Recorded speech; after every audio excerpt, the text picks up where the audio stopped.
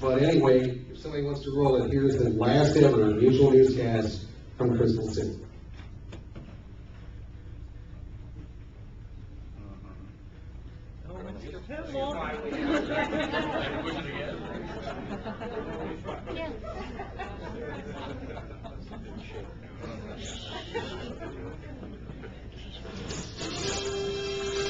Mutual News.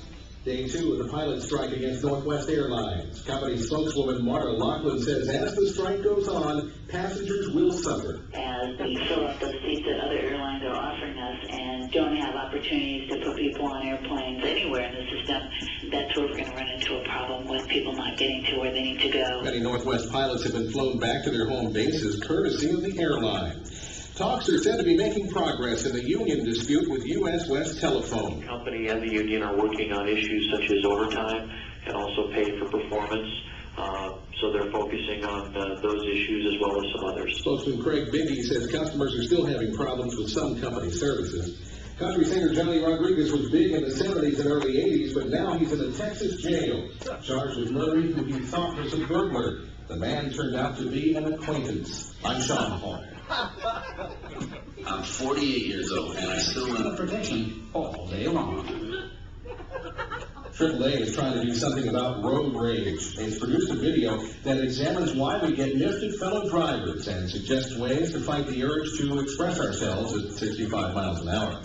Martha's Vineyard is just a memory for President Clinton, who heads back to Washington later this morning. After ending his vacation, the president leaves for a summit in Moscow, a risky trip to a country in the middle of an intensifying financial crisis. Critics say the meeting will showcase two weakened leaders trying to hold on to their power. Correspondent Carol Zimmer with the president.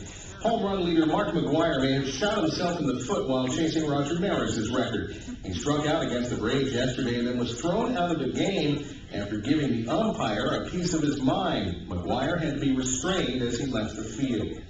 Butterfield Foods is recalling its beef and onion dip and beef and onion cheese ball mix. Test results indicate some of the product may be contaminated with the sometimes fatal bacteria called Listeria. Butterfield products are sold mostly in the Midwest. Some animal rights activists are facing charges after staging a unique demonstration outside the Neiman Marcus store in San Francisco. Those protesters locked themselves in large oil drums and vowed not to leave until the store promised to stop selling furs. 5 of the demonstrators, adults, were charged with felonies. This newscast marks a sad moment in the lives of many people. It is the last hourly show produced by this network's Washington News Center. Starting next hour, most if not all newscasts will come from New York City.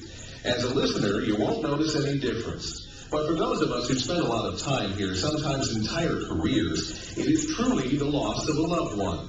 If someone ever decides to write a book about working here, it goes without saying they'll have volumes of memories to work with. With news, I'm Sean Hall.